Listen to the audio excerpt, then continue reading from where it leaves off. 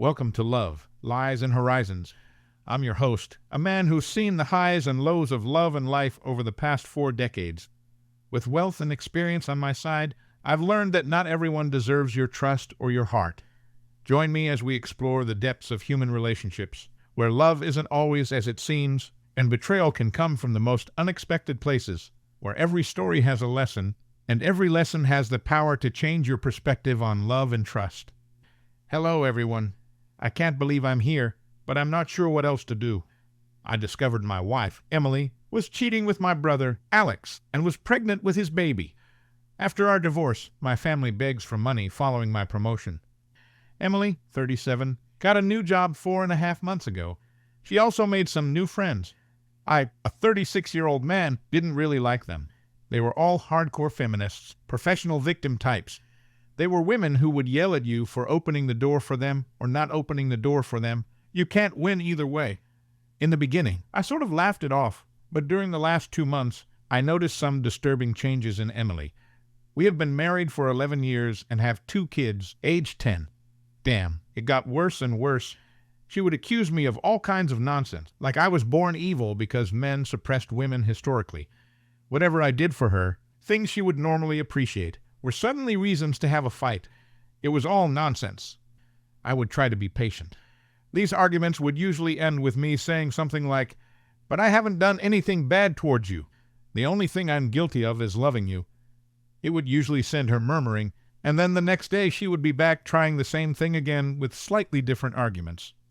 Then, about 5 weeks ago, I got this sharp gut feeling that something was seriously wrong. She came back late at night without telling me she would be back late. I couldn't reach her phone.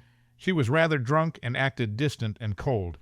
The next day, she would just be dismissive and tell me I was being controlling, that I read too much into things. This happened a few more times. I tried to snoop on her phone, but didn't manage to find anything definite.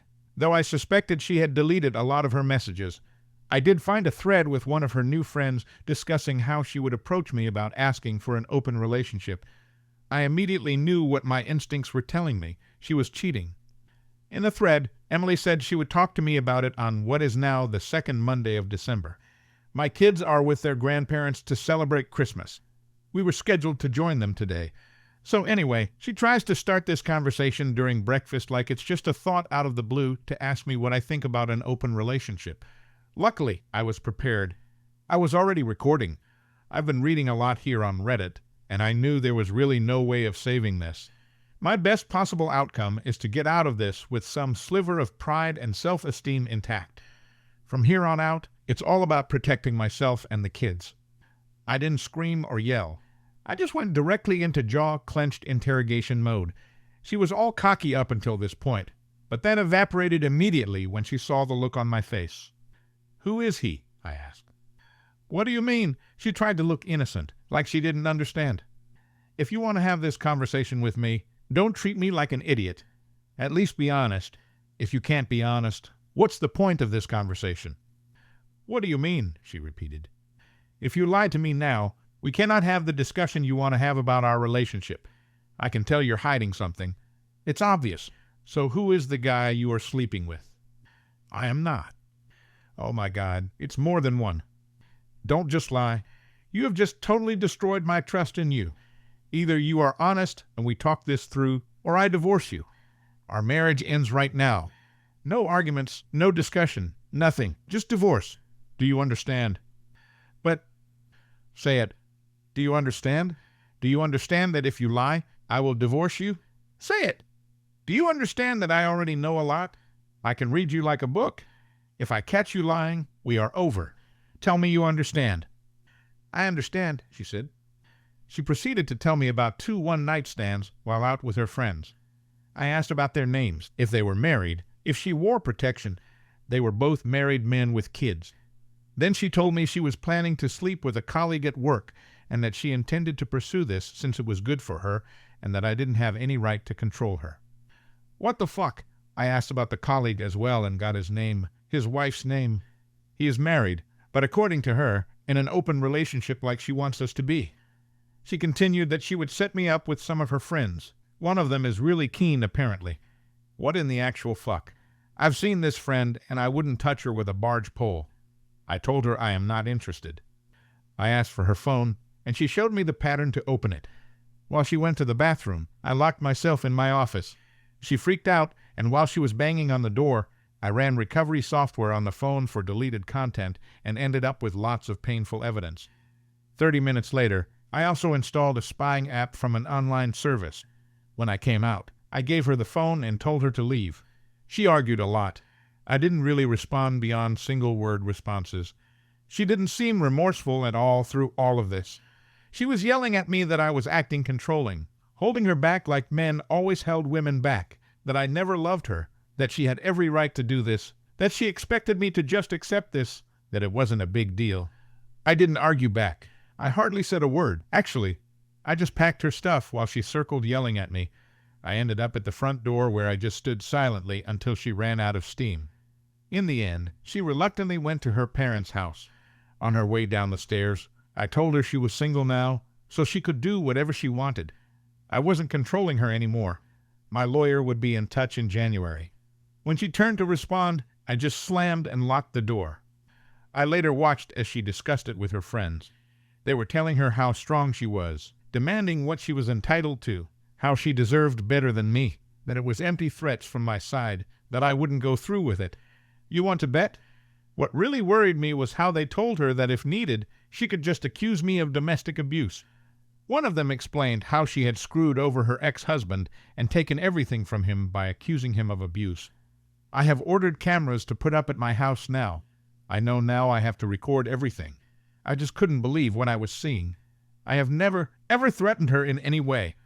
Then she started messaging her app to meet up. They agreed to meet at a hotel. I was absolutely stunned. I went online trying to find the app's wife. It didn't take long. I got her to accept me as a friend on Facebook, and I told her everything, including the ongoing activity at the hotel. She thanked me and hung up. A few hours later, I got a video from her. She went to the motel and confronted them. From the screaming, this wasn't the first time her husband had cheated. "You effing witch! You do this to me again? To the kids again? I told you we were over if you ever did this again. You witch!" She walked into the room and filmed my wife getting dressed on the edge of the bed. I threw up when I saw that the first time. The wife slapped her and forced her out. I sent a message to my wife telling her that I saw the video from the hotel and that I never want her near me ever again. It's like she sees our interaction as some sort of pissing competition where she, in her mind, is winning. She's totally delusional. I can't understand any of it. It's like she isn't connected to reality. Like she doesn't really understand that we are divorcing. I logged on to my wife's family WhatsApp group and informed them that we are divorcing due to her infidelity. I thanked them for making me feel welcome and part of the family before disconnecting from the group. I have received a few calls and messages from her side, but I haven't read them or responded. I just don't have the energy for it. I called my parents and told them everything. My father messaged my wife that she wouldn't be welcome for Christmas. I'm at my parents' now, and I have talked to my boss. He is giving me time off until mid-January to sort my things out. I've been monitoring my wife's increasingly frantic discussions with her new friends. I don't think it's dawned on my wife that she has lost her family, that her marriage is over, and that her new friends and her app don't really give a damn about her. She has sent me many messages, and she showed up at my parents' house demanding to be allowed to celebrate Christmas with us. My father threatened to call the police if she didn't leave. Now I am Googling divorce lawyers, crying my soul out. I think I've been in shock, but the pain hit me hard since I got to my parents' house. I just can't make any sense of it. It just gives me so much pain to read their chats and interact with her. I have only responded twice to her messages. One got me. "It doesn't matter what you say. I don't know who you are. You are not my wife. My wife would never destroy my heart and soul while smiling. We will get a divorce. I don't care what you say or what you want. You have no influence or right to demand anything from me ever again. We are over."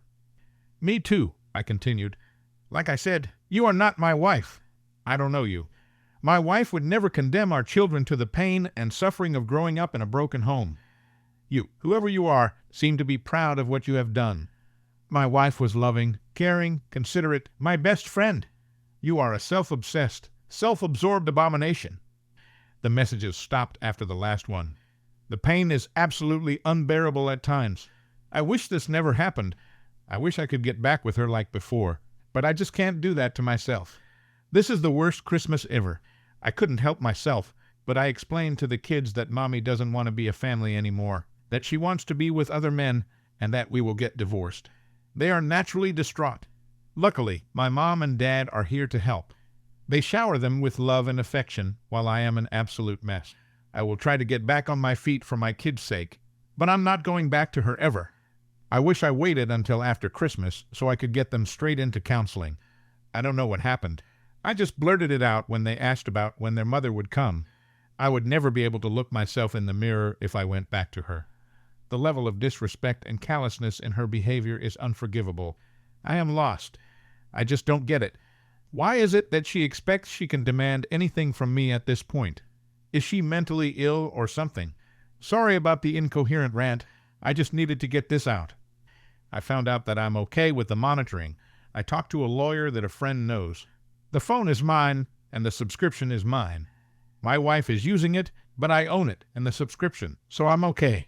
It's not illegal to monitor my own equipment. Cheating wife ruined family and Christmas. Why does she expect me to be okay with her behavior? A lot has happened since I last posted. I wish I could take credit for it, but the truth is I've been a pathetic, sobbing mess since I last posted. I was sort of obsessed with my wife's chats with her friends. A lot of insane and hurtful things were said in these chats. What got me in the end, though, was when my Steve described in very harsh language how her marriage, and especially her children, were a burden in her life, that they had prevented her from being a successful woman, living up to her full potential. She described how I, as her husband, was an oppressive past that held her back from living a good life. Her family was the reason she didn't have a successful career. Loads of casual sex. I just broke. I couldn't handle it. I spent the next 30 or so hours reading and rereading every line of emails and chats I had, over and over and over again. On reflection, she didn't provide any details on how we actually were burdens or oppressors. It was just blanket statements, no examples or supporting arguments. In fact, I have never stopped her from doing anything. I pay for almost everything. The minimum wage she collects from her part-time job wouldn't be enough to support anyone. Actually, I have supported her hobbies, dreams, and aspirations, even when she did stupid thing class after stupid thing class that she would always drop out of halfway through. I made sure to show her I loved her every day and appreciated everything she did for the family. I would romance her, take her out, be there for her whenever she needed me. I mean, if this is oppression, I would like some oppression, please. Anyway, I digress. At some point while reading, I just passed out. When I got up, my 3 best friends were in the kitchen with my dad, making dinner. I know these guys since I was a child. Let's call them Mike, Bob, and Frank. My dad had invited them and brought them up to speed. I soon broke down again, and I was completely out of it until Friday evening. Mike is ex-military. He lost his left arm below the elbow. We were actually all there for him when he was in recovery, and his wife bailed on him. Luckily, they didn't have any children. Mike has adopted 2 kids and got a very nice girlfriend a few years ago, so he did okay. He set up a Zoom call with his counselor that helped him when he went through recovery. He helped me a lot to understand what was happening with me emotionally. Even though he specialized in amputees, he told me most wives sadly leave when their husbands are injured, and his stories and examples helped me a lot, actually. He asked me to see my soul identity, my spiritual self, as having a large part of it tied to my marriage and role as a husband. That part is dead now, and just like an amputee will suffer phantom pain from a missing limb, I will feel phantom pain from the dead part of my identity. We spent hours talking, and I have been steadily improving since. Bob is an executive in some security company. He never talks much about his job. I don't actually know what he does, but he is very well off. Bob called some law firm that is on retainer for the company, and Sunday morning I was talking to a lawyer that I could never in my wildest dreams ever afford to even talk to. Bob has always been a huge nerd and was bullied a lot. He told me not to worry about the bill. He would cover it. He was happy to finally be able to repay me for the beatings I frequently took for him, interfering with his bullies. Frank is a teacher in a private school for kids and is married with 7 children. Yes, that's right, 7. My kids just love him and the rest of his family to death. Frank has been making sure my kids are okay and cared for while I get back on my feet and get my ducks in a row. Yesterday was a very hectic day. It started with an STD screening early in the morning. The bitch gave me chlamydia. Another screening in 6 months. Fact, my self-pity party switched to pure fing anger when I found out. That's it for me. Clothes off. Full custody. I will give her nothing if I can get away with it. The lawyer managed to track down the ex-husband of my wife's feminist friend who bragged about how she screwed him over. It was apparently very easy via the court documents. I wouldn't even have thought about that. I talked to him on WhatsApp. He thanked me a lot, but he also told me about everything this harpy did to him. Now I know what to expect from my STB. It was sickening. I was ready for a fight after our chat. I am preparing for war. It was heartbreaking hearing how he had been homeless and how he hardly had seen his kids in 4 years, all based on his ex-wife's lies. I accept how I am at a disadvantage as a man in the court system. I will make sure I have tons of evidence. My lawyer suggested a preemptive strike via a restraining order due to her negative and aggressive comments about males in general, especially for our son's sake. Growing up in a household with an openly anti-male parental figure is obviously very damaging. So I am going for full custody. I told the lawyer to go ahead. She expects her to be served the restraining order today. I had a call with my staff on Zoom. Keep in mind that she hasn't reached out to me at all since she showed up at the door to argue with my dad. She hasn't reached out to the kids or anyone else either. So it's not like she cares about any of us. The call was absolutely bizarre. She was all made up with a massive cleavage. It was obvious she was trying to look her absolute best. I haven't seen her that dolled up for years. Throughout the entire conversation, she tried to bait me into a fight to get me angry. I managed to keep cool. My lawyer had told me what to ask for. Apparently, it's very positive if attempts are made for an amicable divorce prior to filing for a contested divorce. I was recording. I even told her I was. She didn't disappoint. She started out with this absurd statement about how there are 2 types of penises, one that is roughly the same size whether it's erect or not, and the other type that shrinks and grows based upon whether it's erect or not. What the actual fuck? Who opens a call with their husband like that? Then she mused about how she was looking forward to the end of the current restrictions so she could go out and invest in this more in person. I simply responded that I wasn't interested in her hobbies, that I was only interested in discussing our divorce. She got openly hostile when I didn't take the bait and get angry like she wanted. At one point, she told me she was going to the bathroom and muted herself. Then I watched as she conferred with her friends about what she could do with me. She cursed me out for nothing more than being a man several times throughout the call.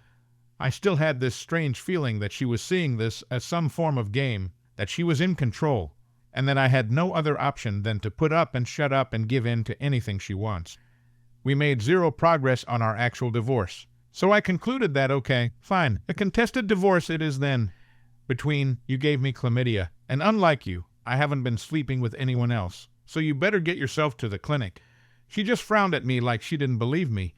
I seriously have no idea at all what is going on with her, and at this point, I no longer care.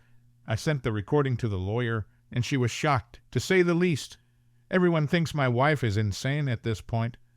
Maybe she is. Since I own her phone and the subscription, I can actually use the chat logs as well in court. Turns out it's fully legal to monitor my own device as much as I want. After our call, there was a frantic discussion between the harpies, but I could finally put it aside. I no longer care what they talk about. The lawyer is confident we will win this thing unless there is something I haven't told them about. So there we are. It still hurts, but I can treat it as phantom pain at this point. I have abandoned feeling sorry for myself, and I'm going for the jugular. No prisoners. I need to protect myself and my kids. I am good. My kids will be fine. I will make sure they get therapy as much as they want. My soon-to-be ex-wife will soon be a distant memory, and I will start building a new, better life. Found out today that she knew about the chlamydia and got treatment but didn't tell me. That fucking bitch. She was joking and laughing with her new friends about it. Fuck. Cheating wife ruined family and Christmas. Why does she expect me to be okay with her behavior? I get a lot of feedback like I am strong or winning in some way or somehow getting out on top. Rereading my posts, I can see that my anger towards the situation filters through, and I could seem defiant and sure of myself. Truth is, I am not. I wish this never happened. I wish my family was still intact and that I had a long, lazy, comfortable life ahead of me with my wife as the kids grow and start their own lives. No one is the winner here. My wife has gone off the rails, and the entire train is burning in the ditch. I don't know what is wrong with her. She refuses to see a medical professional for possible mental issues, and she is acting like nothing is wrong still. She shows no remorse or regret. She acts like I am unreasonable for not just accepting whatever she wants, and she has hardly even talked to the kids since D-Day. I am divorcing her, taking action, and moving forward with separating our lives because I have to. Her behavior has left me no choice, and by now there is no way back. I wish so much this wasn't necessary. I can never trust her ever again, and I cry myself to sleep every night for my own loss and the fact that my children will now grow up in a broken home. It also breaks my heart that my children in reality no longer have a functional relationship with their mother. How do you answer this question from your child? Why doesn't Mommy want to see me anymore? Doesn't she love me? How the heck do you answer that? If anyone knows, please let me know, because I sure as hell don't. Every day, I wake up and tell myself that my heart is already smashed into so many broken pieces that it can't possibly break anymore, only to be proven wrong all day, every day. My wife still doesn't know that I can monitor her communications, or she doesn't care. She is 100% convinced that I will never leave her and that my reaction to her behavior is totally unjustified. She keeps talking badly to her friends about me, our marriage, and our children. I don't understand why she hates us so much. We haven't done any of the things she accuses us of doing to her friends. As I mentioned before, my lawyer won a temporary restraining order against her. There was a hearing yesterday morning, and since there were no new direct threats, it wasn't extended. My lawyer suggested using the fact that she knowingly infected me as a threat to try to get her to agree to an undisputed divorce. I wish we could separate in a reasonable process. I hate the fact that I have to see her as the enemy and always assume the worst possible outcome. If she wanted to leave me, I would be able to live with that. But why force me into this extremely adversarial process? Why does she do her best to hurt the people that used to love her as much as possible in the process? What possible gains can she have from this? I would appreciate any insight on this. It just doesn't make any sense to me. If I go to court, I will probably have to pay her a lump sum for the equity in our house. I will probably not be liable for alimony, and since she doesn't show any interest in the kids, I am hopeful I will win custody of them if it goes to court. Anyway, my lawyer suggested we try to get her agreement for an amicable divorce. I agreed, and we will meet with my STB and her representative hopefully this week. The ex-husband that was defrauded by the lying harpy spent New Year's Eve with me and the kids. The injustice of the justice system against fathers is just incredible. Now I have no delusions of receiving a fair process if we go to court. His ex lied her head off, and the court just took it as fact, no proof whatsoever. He has hardly seen his children since. He has been forced to pay unreasonable amounts of alimony and child support, and it's pretty much broken him. He has been contemplating ending things permanently. With the new evidence he gets from me, he has renewed hope. We both talked to my lawyer. She suggests he sits on the evidence until the meeting with my wife and her counsel. If he takes action now, we'll show our hand that we have access to all their communications. My lawyer's goal is to divorce me and my wife as soon as possible, as smoothly as possible. Right now, I just hope I can get away from her. If she decides to fight, it can drag on for a long, long time. It's stressing me out. I just need to get free. I will post an update if I get a meeting or if we go directly to a disputed process in court. Cheating wife ruined family and Christmas. Why does she expect me to be okay with her behavior? Sadly, the bizarre situation continues. The meeting with my lawyer and my STB was yesterday afternoon. She showed up 30 minutes late. She didn't bring a lawyer, and she claims she doesn't have or need one. Instead, she brought one of her new harpy friends. Until after hearing, my lawyer had given me very strict instructions on how to behave. I was not to react to anything they said in a negative way. If they addressed me, I was to respond in a non-confrontational manner, or positively, if I could. If my lawyer put one or both of her hands flat on the table, I needed to keep my mouth completely shut. So they show up late. No mask, of course. The harpy tries to insult me and wind me up in any way she can think of. My STB does the same. My lawyer is trying to get the discussion going on the subject at hand, our divorce. but they are just joking around. They laughed at their own insults towards me a lot. It was real cringe to watch. It's clear now my wife still believes this is all a ruse, that there is no way I can divorce her. In her mind, only she can divorce me, and only if she wants to. If she does, she will get everything. I just sat there thinking, what the fuck is going on? I didn't actually say anything of substance. I only responded a few times, and it was along the lines of, yes, you are probably right, or I really don't know. Finally, they ran out of steam. My lawyer got the word and started putting forward the proposed settlement for an amicable divorce. One of the first things she said was that I was willing to be generous for a quick, peaceful resolution, that I would pay her a large lump sum of $60,000 for the equity in the house, investments. My lawyer didn't even finish the sentence before my STB got all excited, together with her harpy friend. Nudged on by the horrific-looking harpy next to her, my STB wanted to know where to sign. My lawyer asked several times if my wife didn't want to go over the rest of the agreement first. But no, my STB wanted to sign right away. She started talking about when she could expect to receive the money and that they needed to get to the pub. So my lawyer called someone in, whispered something to them, and there was a flurry of activity. An older woman asked for our identity documents, and we were asked to sign 2 copies. When we were done, the old lady stamped it, and I later found out that she was a notary. My lawyer, almost standing on the palm of her hand at this point, thanked my STB and the harpy and told them we were done. They left, and my wife didn't even bring her copy of the agreement with her. She left it on the table. My lawyer looked at her flat hands and at me. She obviously didn't want me to say anything while they were in the building. When we could see them crossing the parking lot, my lawyer looked at me and said, "Congratulations." Then she spoke at length about how this was the strangest session she ever had for a negotiated divorce. She told me she would send my STB her copy after we do a hearing in front of the judge, or if she gets a lawyer that asks for it. Until then, it's forgotten in my lawyer's drawer. So it looks like, on the surface, I will get through this divorce a lot easier than I first thought. My STB can still hire legal representation and dispute this. My lawyer told me she would try to call in every possible favor she could think of to get me a hearing with a judge as soon as possible. It will probably be a video call. I've also hired a pie after the advice I got here on Reddit, and he got photos of my wife making out with 2 different guys at 2 different bars yesterday. She went to a hotel with one of them, so I have lots of evidence piled up if I need it. I just hope it's enough if it comes to that.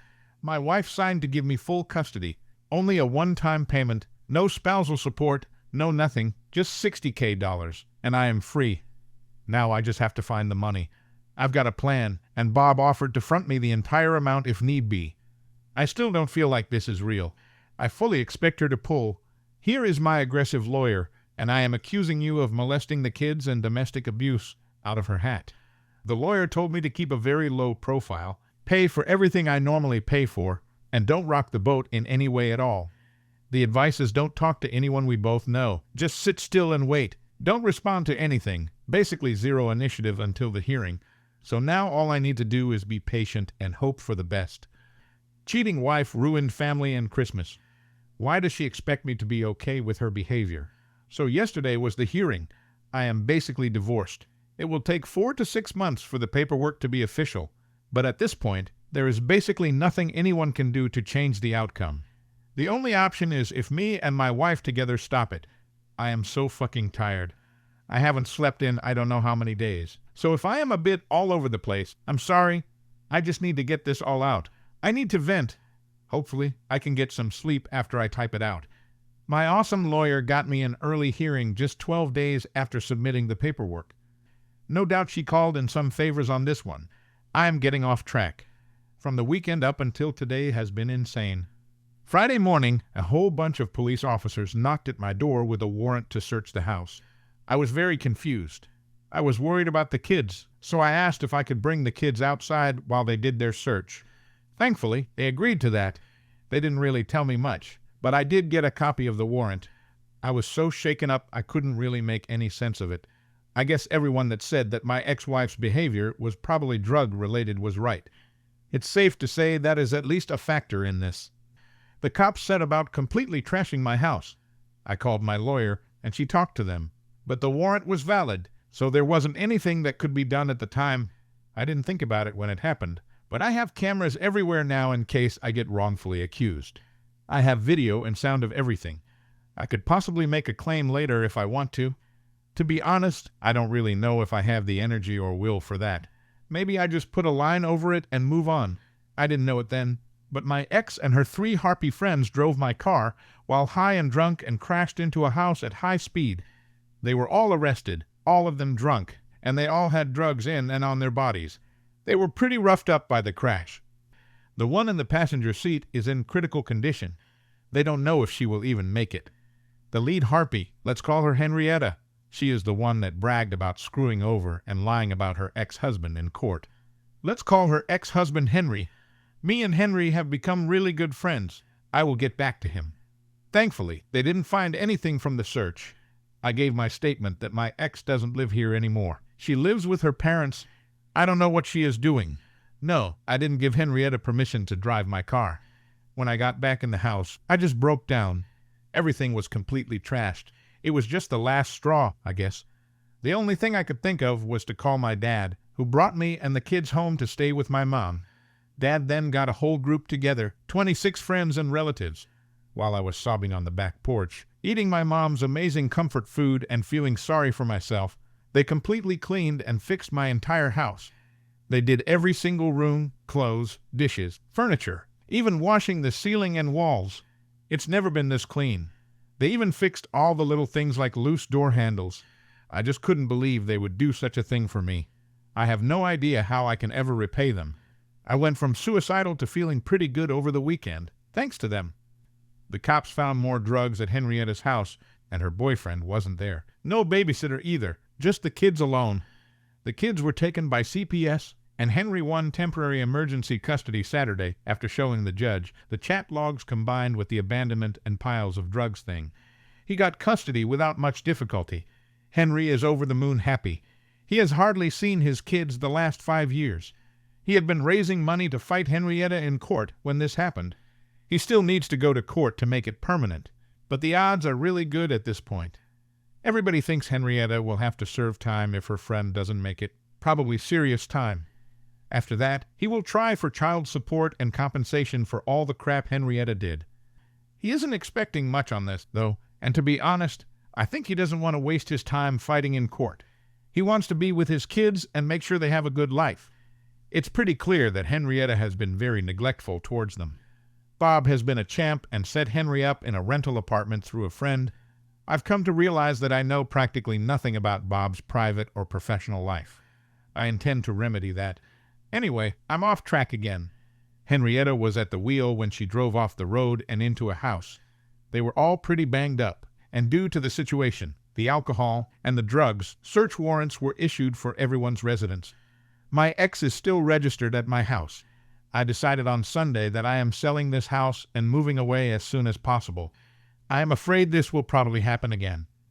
On Sunday, I got a call from her parents. Their house got searched as well. They had visited their daughter in jail on Saturday, and they no longer trust anything she tells them. Long story short, they came over to talk on Sunday, and it turns out she has been lying to them about everything. The nights she has been out partying and cheating, she told them that she was staying with me and we were trying to work things out. They had no idea what was actually going on or what she has done to me and the kids. They knew she cheated, but they believed it was a one-time drunken mistake. That's basically what she told them. On Monday, my wife calls me to try to get me to post bail. It's $15,000, and her parents have already told her no. After talking to my lawyer, she made some papers that the bail is subtracted from the settlement until she shows in court and the bail is released. The agreement included her mother as the custodial of the remaining amount. My lawyer didn't want my wife to have any excuse for not attending the hearing. That's why she wanted me to get her out. I didn't really have a choice, and she signed. She was released Monday afternoon. From what her parents tell me, she refused to comply with the terms they had for her to continue living there. Terms like stop doing drugs, commit to rehab, open everything policy, drop the bad friends. She apparently left their house on Tuesday to stay with some of her new friends. She didn't show for the hearing, and after showing the judge everything, including the events over the weekend, I won full custody. The settlement is according to the agreement we made. It was quick, only 30 minutes. It will take 4 to 6 months to go through the paper mill, but in reality, it's done. There isn't really anything that can be done to stop this now. That brings us to today. I was unable to sleep. Everybody was congratulating me and treating me like I had some major victory, but it sure as hell doesn't feel like I won anything. This is just pain. I still love my wife. I know it's over, and there is absolutely no way back. But still, she was my best friend, my soulmate up until recently. Even though I feel my love for her has been mortally wounded, it's still there, and it hurts like a motherfucker. There are no winners in this. I lose, my wife loses, my kids lose. I don't really have the words. It feels like I'm being asked to celebrate that I have lost both my legs. But because I took action, one of my legs could be cut below the knee while the other still was cut above. When people congratulate me, it feels almost like that, like they are commending me for saving half a kneecap while losing both my legs, so I can't really sleep. And when I do, I am torn through terrible nightmares that wake me up drenched in cold sweat. I am complaining a bit here, sorry. Anyway, today I get a call from the hospital that my ex is hospitalized. I am still her emergency contact, and she is still on my health insurance. There has been an altercation. She has lost some teeth, broken her jaw, and she will need to stay for observation a few days. I bring her parents, and when I get there, it turns out some of her new friends have beaten her up pretty badly. Word got out that Henry had chat logs of Henrietta bragging about what she did to Henry from my wife's phone. They assumed that my wife had given the logs to Henry. This resulted in them beating her up and kicking her out. Amazingly, she still doesn't understand that I have access to monitor her phone. I will keep on like I do now, pay for insurance, her phone, all the way until I get the papers in my hand. I just won't believe it until I hold it in front of me. She has nothing now. She asked if she could move back home. I simply told her no way in hell. Her mother isn't giving her a single penny unless she gets clean and stays clean for at least 1 year. They offered her to live with them on the previous terms. If she doesn't accept, I don't see how she will manage. It's the first time I have seen any form of regret from her since this started, but I think it's regret that she can no longer continue with her craziness. She did say, "I am sorry I ruined everything, but I don't think it's genuine." She hardly looked me in the eyes while I was there. It hurt seeing her like this. I felt like I wanted to protect her, but she is an adult. Her behavior is dangerous and erratic, and I need to protect my kids. Apart from that, she didn't ask about the hearing. She didn't ask about the condition of her critically injured friend. She basically just sat there, seemingly irritated. I still don't understand this. She has lost everything. She has destroyed her family and caused a lot of pain for a lot of people. And for what? A buzz and some random sex. I am going completely NC until she has been clean for a long time. I just can't deal with all this crazy. Cheating wife ruined family and Christmas. Why does she expect me to be okay with her behavior? So a lot of people PM me for an update. I was going to post one yesterday, but I just didn't have the energy. I am kind of depressed and very, very tired. I hardly ever sleep, and when I do, I am plagued by nightmares. Good news, the kids are doing better. My dad is a champ. I don't know what I would do without him. We went to his cabin to ski a bit this weekend, me, him, and the kids. It was great. I have basically no contact with my ex. I did talk to one of her harpy friends, the one that was in critical condition. She woke up, but she's in terrible shape. I talked to her nurse, and she was sad that no one had bothered to look in on her while she was there. They had contacted her family, and they had just refused to see her. I am worried the people that beat up my ex will come for me and the kids, so I asked via the nurse if I could talk to her, and she agreed. I know I shouldn't, but I felt I needed to ask her about what had happened since my wife started working with them. She started off asking me if I wanted a BJ for $20, so that wasn't awkward at all. I offered her $50 in exchange for information instead. The harpy friends are all hardcore drug users, addicts. Henrietta dragged my wife into their group against the wishes of the other two and convinced her to try drugs and party with them. They sold sexual favors to get money for drugs. Henrietta is the lead on this. They all preach the strong feminist, my own body stuff, but as she put it, it's all bullshit to protect our own imagined egos. What we really do is prostitute ourselves for money to buy drugs. My wife bought into the bullshit first, and it didn't take long until she was addicted, just like the rest of them. Once she was hooked, She too eventually started selling sex to pay for drugs. Not easy hearing that the person you loved more than anything turned herself into a whore to meet her drug addiction. It makes sense why all she wanted was the money now. From what she tells me, it's mainly meth. No one visited her because she has stolen, cheated, abused, and lied to everyone in her life, and no one wants anything to do with her. She told me, without even blinking, how sad she was that she survived. She has zero hope for the future, and she looks like walking death without her makeup. It was painful. I was devastated just listening to her. I cried a lot for my wife's sake. I am not excusing her. She made the choice to play with this bullshit, and she lost. Now she will pay the price. She also told me all about the guys that beat up my ex-wife. I will get back to this later.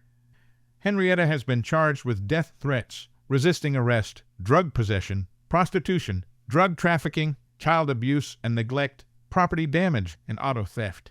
She has been denied bail as a flight risk. She will probably go away for a while, at least I hope she will. Before I go on, I would like to thank those of you that reached out with experience dealing with addicts. Many warned me that my ex might try to end herself, now that the walls are closing in. You were right. She tried to deliberately odd.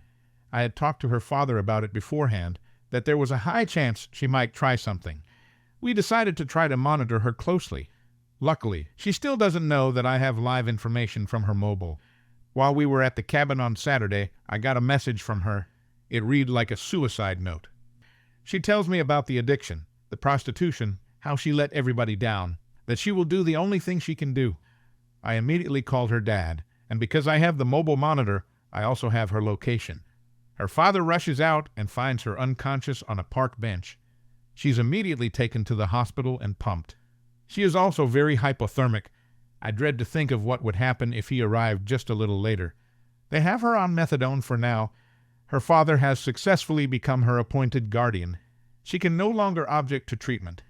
Her father had her forcefully committed to a rehab center, and she will go through sedated detox. I don't know when, but probably this week. Her father was appointed not because she owed it, but because she abandoned her children. Apparently, abandoning your children proves that you are not rational, while trying to end it is okay. Anyway, thankfully, I haven't had a chance to cancel her life insurance yet, so she will get treatment. I have offered my ex Phil to help with the finances as long as my ex isn't told that I am. I've been very scared that the guys that beat up my wife were going to come after me and the kids.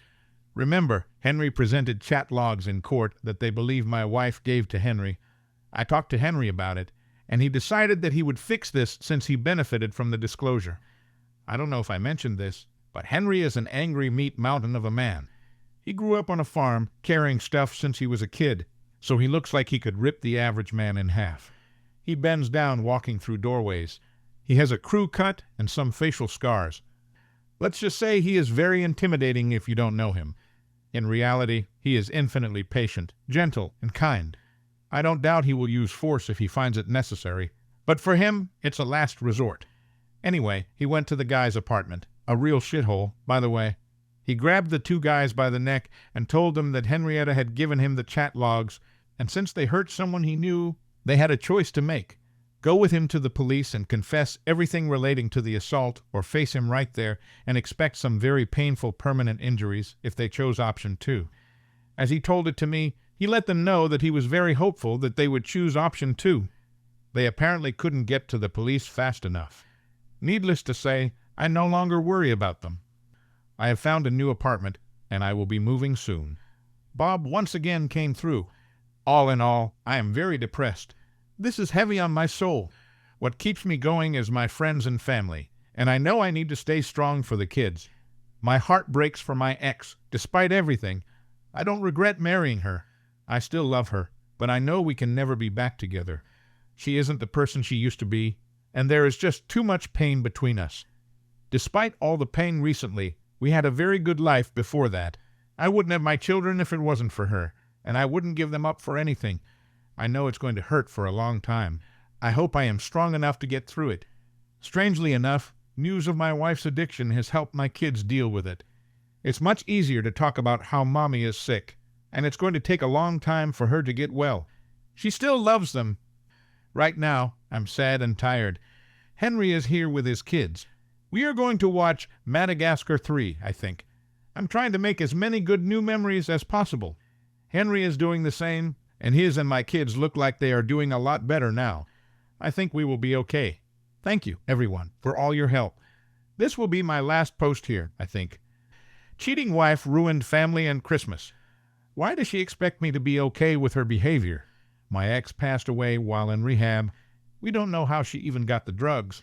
She must have taken them while inside somehow, but no one actually knows how. One doctor speculates that she swallowed a bag or something and that it burst. Well, folks, that's all for today. I hope you enjoyed the content as much as I enjoyed making it. If you haven't already, make sure to hit that subscribe button and give this video a thumbs up. Drop a comment below with your thoughts and tell me your stories. I'd love to hear them. Cheers, and see you in the next one.